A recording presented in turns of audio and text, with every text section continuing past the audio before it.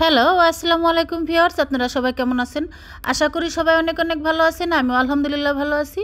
আপনাদের কাছে দেখাতে যাচ্ছি ডাঁটা আর আলু দিয়ে বাটা মাছের পাতলা ঝোল। তো প্রথমে আমি দেখেন ডাঁটা নিয়ে নিয়েছি। এটা আমার ক্ষেতের ডাঁটা নয়, আমি বাজার থেকে কিনে এনেছি। আমার ক্ষেতে ডাঁটা আছে অল্প কিছু, তা সেগুলো এখনও ছোট ছোট, বেশি বড় হয়নি। তো এই ডাঁটাগুলো বাজারে গিয়ে দেখলাম একেবারে তরতাজা আর মোটা মোটা, সেই জন্য ডাঁটাগুলো কিনে আনলাম। খুব পছন্দ হলো। এক মোটা ডাঁটা আপনার 30 টাকা নিয়েছে। তবু ভালো, ডাঁটার পাতলা ঝোল, ডাঁটা দিয়ে চচ্চড়ি, এগুলো কিন্তু খুব মজা লাগে। তো আমি ওটা ডাঁটাগুলোকে খুব সুন্দর করে বেছে কেটে নিচ্ছি দেখেন। তারপরে ডাঁটার পাতাগুলো আগে ছাড়িয়ে নিয়েছি। ছাড়িয়ে নিয়ে আমি শুধু সেই আগার ডগাগুলো দিয়েছি যাতে নরম হয়। ওগুলো খেতে আমার কাছে ভারী মজা লাগে। তো এখন আমার ডাঁটা কাটা হয়ে গিয়েছে। আমি এখন আলু কেটে নিয়েছি। এখানে আমি 3টে আলু দিয়েছি। তো আজকে অনেক ব্যস্ত ছিলাম, সারাদিনই খুব ব্যস্ত ছিলাম, অনেক কাজ করেছি। আমার সবজি বাগানে পানি দিয়েছি।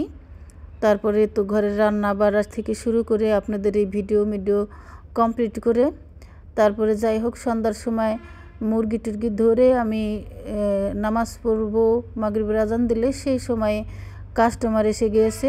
কি আর করা, তো বললাম কাস্টমারকে একটু বসে থাকার জন্য, তারা বসতে কোনোভাবে রাজি নয়। তো আমি বললাম যাই হোক, কাজের মাঝখানে যদি আজান দিয়ে দেয় তাহলে কিন্তু আমি আপনাদেরকে বসিয়ে রেখে তারপরে অর্ধেক কাজ করেই কিন্তু আমি বসিয়ে রেখে নামাজ পড়ে নেব। পরে সেশনটা বলল ঠিক আছে, সমস্যা নেই, আপনি কাজ তো শুরু করেন। পরে আমার মুরগি টুরগি ধরা বাদ দিয়ে রেখে তারপর ওনাদের কাজ করে দিলাম। তো যাই হোক মাশাল্লাহ, মাগরিবের আজানের আগেই কাজ সেরে দিতে পেরেছি। তো সারাক্ষণই ব্যস্ত ছিলাম। তো সর্বমোট কথা হচ্ছে, আমাকে নিজেকে ব্যস্ত রাখতে আমার কাছে খুবই ভালো লাগে। তবে শুধুমাত্র দুপুরবেলা একটু রেস্টের প্রয়োজন আমার। দুপুরবেলা আমার একটু ঘুমাতে হয়, তা না হলে আমার ভালো লাগে না। এটা আমার আগে থেকেই অভ্যাস। তো দুপুরবেলা একটু ঘুমানোর টাইম পাইলে তাহলে ভালো লাগে। ঘুমাই আর না ঘুমাই, ঘন্টাখানেক একটু রেস্ট নিতে পারলে ভালো লাগে। তো এগুলো, এই যে ক্ষেতের কাজ, সবজি টবজি লাগানো, এগুলো কিন্তু আমার না করলেও হয়, কোনো সমস্যা নেই। তারপর আমার নিজের ভালো লাগার জন্য আমি করি এগুলো, আমার কাছে খুবই ভালো লাগে। সবাই তো আর সব কিছু পছন্দ করে না, আর সব কিছু সবার কাছে ভালোও লাগে না। অনেকের আবার দেখবেন এই অভ্যাসগুলো নেই। আমার কাছে বাড়ির আঙিনায় শাক সবজি লাগাতে খুব ভালো লাগে। তা না হলে বলেন এত পরিশ্রম কে করে? আমি যে টাকা খরচ করে এগুলো করি সেগুলো দিয়ে কি আমি কিনে খেতে পারি না? অবশ্যই পারি। কিন্তু নিজের হাতে সবজি লাগিয়ে তার সবজি খাওয়া, সে গাছের সে ফলন খাওয়া কিন্তু অনেক অন্যরকম একটা ফিলিংস আর অন্যরকম একটা আনন্দ কাজ করে। জানি না কার কাছে কেমন লাগে, আমার কাছে খুবই ভালো লাগে। তো এই যে দেখেন, আমি পেঁয়াজ ভেজে নিয়ে তারপর মশলা দিয়ে মশলাটাকে সুন্দর করে কষিয়ে নিচ্ছি। মশলাটাকে সুন্দর করে ভালোভাবে কষিয়ে নেব যাতে কাঁচা গন্ধটা না থাকে। এখন দিয়ে দিচ্ছি আমি স্বাদ মতো নুন। আমার জীবনে এত টেনশন যে বুঝতে পারতেছি না কোন সময় কোন টেনশনটা নিয়ে টেনশন করব। তো এখনও বাসার অনেক কাজ করার বাকি আছে, অনেক কাজ আছে। কাজ করতে করতে মানে কোথা দিয়ে যে সময় পার হয়ে যায় আমি নিজেই বুঝতে পারি না। যেদিন অনেক কাজ থাকে, কাজ করে দেখবেন কোন সময় দিয়ে সময় ফুরিয়ে যায় আপনি নিজেই বুঝতে পারবেন না।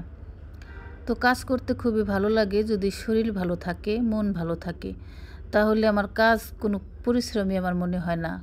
কাজ করতে এত মনোযোগী আমি, কাজ করতে যখন আমার মন লাগে তখন আমি একটানা কাজ করেই যাই, আমার কাছে খুবই ভালো লাগে।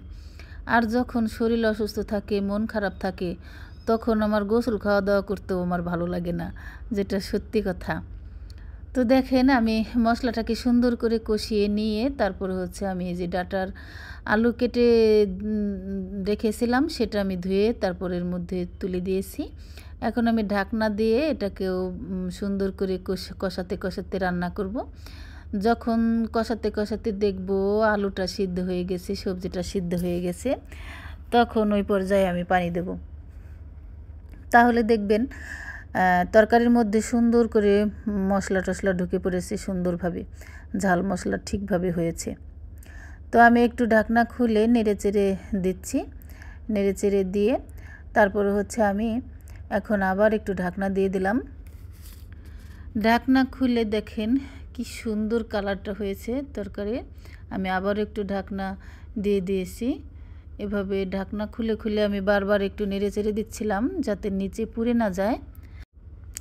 নিচে পুড়ে গেলে কিন্তু তরকারির টেস্টটা আসবে না, খাবারের স্বাদটা পাওয়া যাবে না, অন্যরকম হয়ে যাবে, পোড়া পোড়া গন্ধ লাগবে। তো আমি আবারও দেখেন আমি আবার একটু নেড়েচেড়ে দিচ্ছি। তো যাই হোক, আমার মতো কার কার এরকম কাজ করতে ভালো লাগে আর সবজি লাগাতে ভালো লাগে, সবজি তুলতে ভালো লাগে, সবজি বাগান করতে, ফুলের বাগান করতে ভালো লাগে, অবশ্যই কিন্তু আপনারা কমেন্ট করে জানাবেন। আপনাদের কমেন্ট পড়তে আমার খুবই ভালো লাগে। আর আমার রেসিপিটা আপনাদের কাছে কেমন লেগেছে সেটাও কিন্তু অবশ্যই কমেন্টে জানাবেন। আমি চেষ্টা করব আপনাদের প্রত্যেকটি কমেন্টের রিপ্লাই দেওয়ার জন্য। আমার চ্যানেলে যদি আপনারা নতুন হয়ে থাকেন তাহলে অবশ্যই চ্যানেলটিকে সাবস্ক্রাইব করে বন্ধু হয়ে আমার পাশে থাকবেন, বেল আইকনটি প্রেস করে দেবেন যাতে আমার ভিডিওর নোটিফিকেশন সবার আগে আপনার কাছে পৌঁছায়। আসুন আমরা সবাইকে সাপোর্ট করি, সবাইকে সাপোর্ট করলে ভিডিও করার উৎসাহ আরও বেড়ে যায়। আপনাদের ফ্যামিলি অ্যান্ড ফ্রেন্ডসদের সাথে অবশ্যই ভিডিওটি শেয়ার করে দিবেন, লাইক কমেন্ট শেয়ার করতে ভুলবেন না। আর ভিডিওটি যদি ফেসবুক পেজ থেকে দেখে থাকেন তাহলে অবশ্যই একটা ফলো করে দিবেন। তো দেখুন আমার ঝোলের জন্য যে পানি দিয়েছিলাম, পানিটা বলক ওঠার পর কিন্তু আমি মাছ ভেজে রেখেছি, সেই মাছগুলো ছেড়ে দিয়েছি এর মধ্যে। এখন আমি মাছগুলো দেওয়ার পর ঢাকনা দিয়ে একটু রান্না করে নিব। এই যে দেখেন আমি ঢাকনা খুলে দিয়েছি, কি সুন্দর বলক উঠে গিয়েছে। এখন আমি সর্বশেষ পর্যায়ে উপর দিয়ে আমি ধনেপাতা কুচি দিয়ে দিচ্ছি। যারা ধনেপাতাটা পছন্দ করেন না তারা স্কিপ করতে পারেন, কোনো সমস্যা নেই। তো দেখুন আমার রান্নাটা হয়ে গিয়েছে, আমি চুলা থেকে এখন কড়াইটাকে নামিয়ে নিচ্ছি। আজ তাহলে এই পর্যন্তই। আল্লাহ হাফিজ।